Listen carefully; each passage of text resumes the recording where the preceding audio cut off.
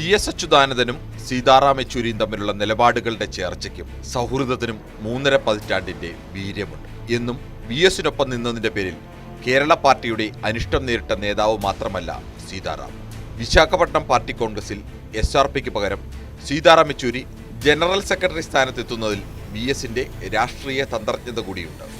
അധികം പരസ്യമായിട്ടില്ലാത്ത ആ നീക്കം ഇങ്ങനെയായിരുന്നു. കാരാട്ടിന് പിൻഗാമിയായി SRPയാണ് കേരള ഘടകവും കാരാട്ട് പക്ഷവും മുന്നോട്ട് വെച്ചത്. പലതവണ ചർച്ച നടന്നെങ്കിലും തീരുമാനമായില്ല.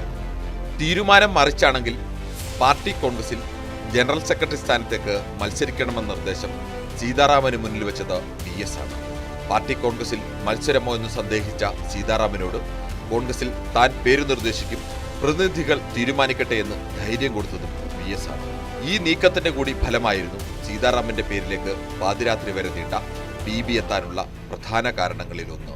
2006 PB തീരുമാനം തിരുത്തി പാർട്ടി ചരിത്രത്തിലെ അത്യസാധാരണമായ നീക്കത്തിലൂടെ VSനെ സ്ഥാനാർത്ഥിയാക്കാൻ കാരാട്ടും വൃന്ദയും മുന്നിൽ നിന്നപ്പോൾ ഒപ്പം സീതാറാമും ഉണ്ടായിരുന്നു.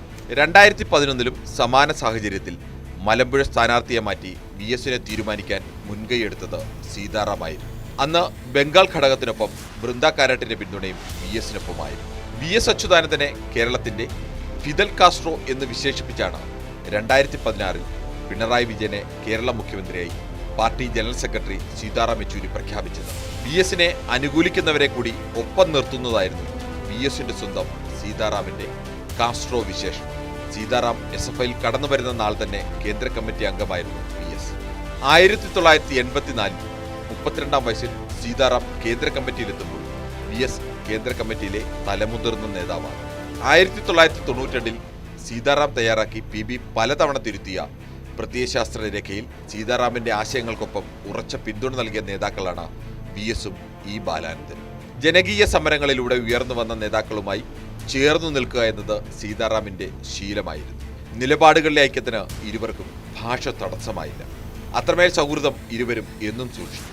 ആലപ്പുഴ സംസ്ഥാന സമ്മേളനത്തിൽ നിന്ന് ഇറങ്ങിപ്പോയ VSനെ പിന്നീടും കരുത്തനാക്കി നിർത്തുന്നതിൽ ജനറൽ സെക്രട്ടറി സീതാറാം നൽകിയ പിന്തുണ ചെറുതായിരുന്നില്ല. 2023 ജനുവരി 18 ദേശാഭിമാനി 80-ാം വാർഷികാഘോഷ സമാപനത്തിന് തിരുവനന്തപുരത്തെത്തിയപ്പോഴായിരുന്നു സീതാറാം അവസാനമായി VSനെ സന്ദർശിച്ചത്. ആശയവിനിമയത്തിന് സാധ്യമായ അവസ്ഥയിലായിരുന്നില്ല അന്ന് VS. പാർട്ടിയിൽ നാളെയുടെ പ്രതീക്ഷയായി VS കണ്ട നേതാവ് VSനു മുമ്പേ യാത്ര പറഞ്ഞു പോകുന്നുവെന്ന യാദൃശ്ചികത ബാക്കിയാകും. ചരിത്രമായി ഇരുവരുടെയും സൗഹൃദം. Political desk, news 18.